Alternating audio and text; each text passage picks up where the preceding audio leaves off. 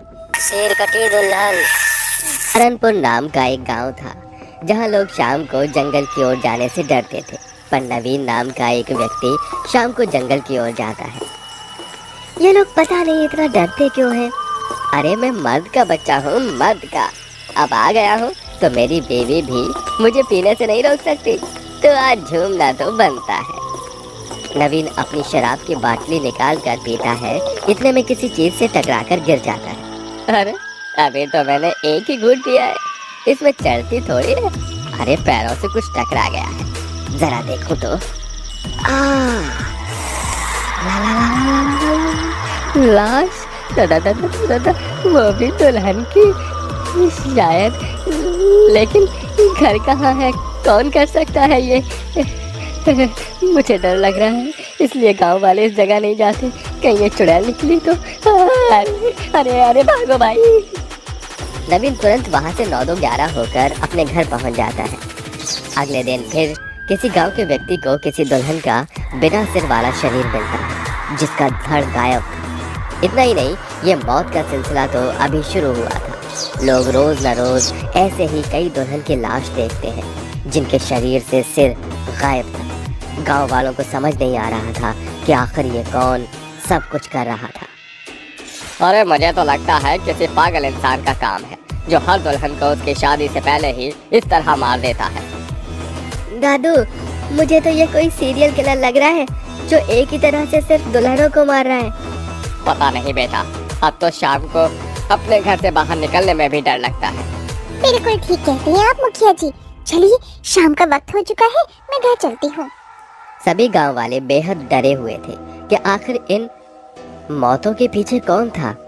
फिर एक रात रेवा और मोहन अपनी खिड़की से चांद को देख जब बात कर रहे थे, तो उनकी नजर किसी डरावने व्यक्ति पर जाती है, जो कई सारी दुल्हनों के सिरों को गुब्बारे की तरह डोरी से बांध कर ले जा रहा था।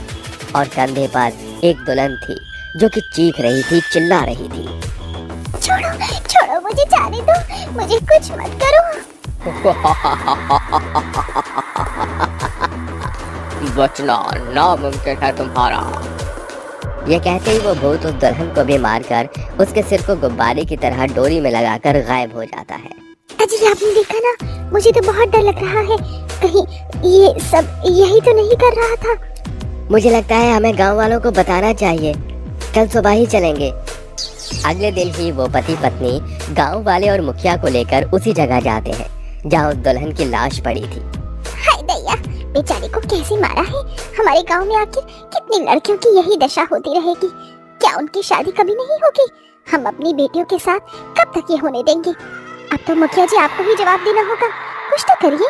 रेवा, तुम्हें यकीन है कि ये भूत ने किया है? मैं नहीं मानती इन सब चीजों को, मैंने अपनी आंखों से देखा, वो बता दिया। अब आप लोगों की मर्जी। ये जो कोई भी है, दुल्हन को मार रहा है, मुझे नजर रखनी होगी। जब तक हमारे गांव में कोई शादी नहीं होगी, सब रद्द कर दो। इसके बाद सब अपने अपने घर में चले जाते हैं।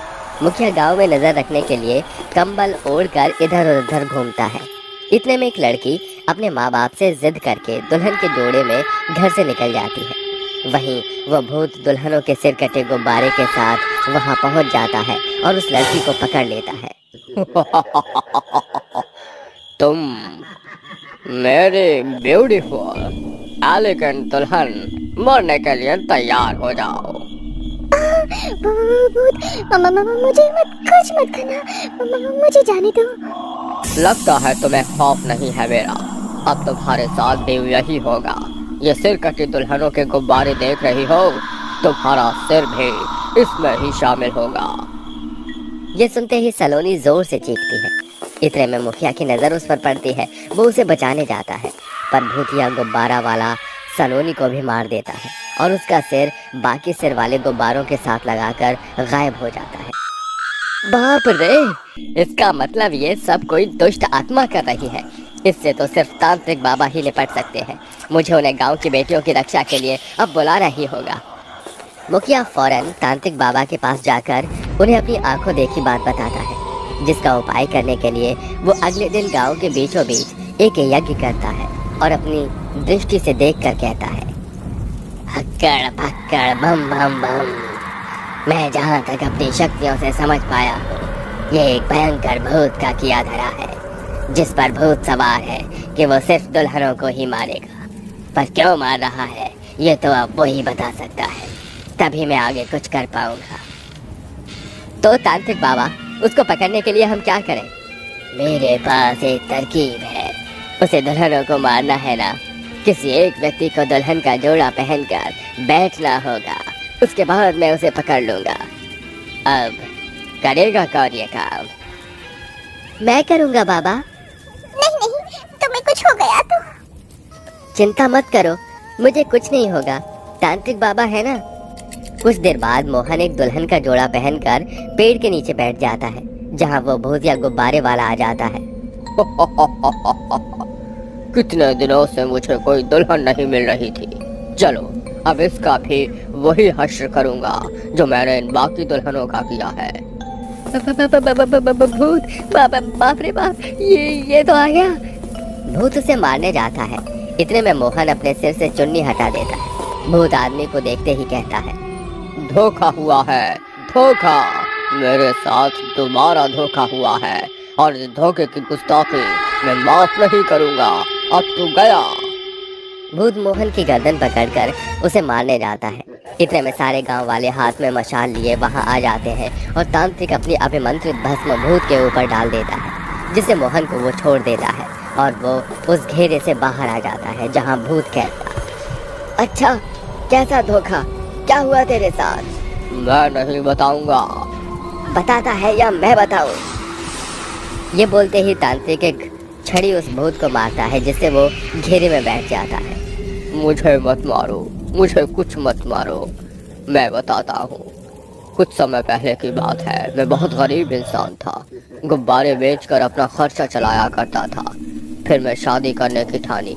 पहले तो मेरे रिश्ते ही नहीं हो रहे थे, फिर जैसे जैसे मेरा रिश्ता तय हुआ तो बीच मंडप में मेरी दुल्हन ने मुझे गुब्बारे वाला समझकर शादी करने के लिए मना कर दिया, ये कहकर कि मैं उसका खर्चा नहीं चला पाऊंगा।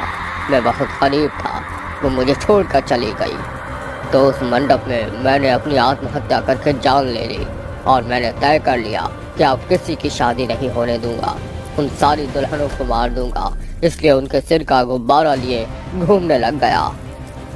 तुमने अपने चक्कर में हमारी बेटियों को मार डाला। तुम मुक्ति के लायक नहीं हो, पर हम तुम्हें छुटकारा जरूर देंगे। हम अपनी बेटी की शादी जरूर करेंगे। देखता हूँ कैसे शादी करोगे, मैं मार दूंगा, किसी को नहीं छोड़ूंगा। छोड़ेगा तू? तुझे यहाँ से जाना ही होगा। तेरी मुक्ति का टिकट मैं करूँगा। तुझे मुक्ति अब शिव जी ही देंगे। ओम त्र्यंबकम यजामहे सुगंधिम पुष्टिवर्धनम उर्वारुकमेव बन्धनान् मृत्युर्मोक्षयमामृतात् स्वाहा। ये कहते ही वो तांत्रिक शिव जी के त्रिशूल से उस भूत पर वार कर देता है, जिससे वो जलकर वहीं भस्म हो जाता है और हमेशा हमेशा के लिए चला जाता है। फिर सहारनगंज नामक गांव हमेशा के लिए उस भूत से मुक्त हो जाता है। फिर सभी गांव के लोग अपनी बेटियों की शादी बड़े धूमधाम से करने लगते हैं।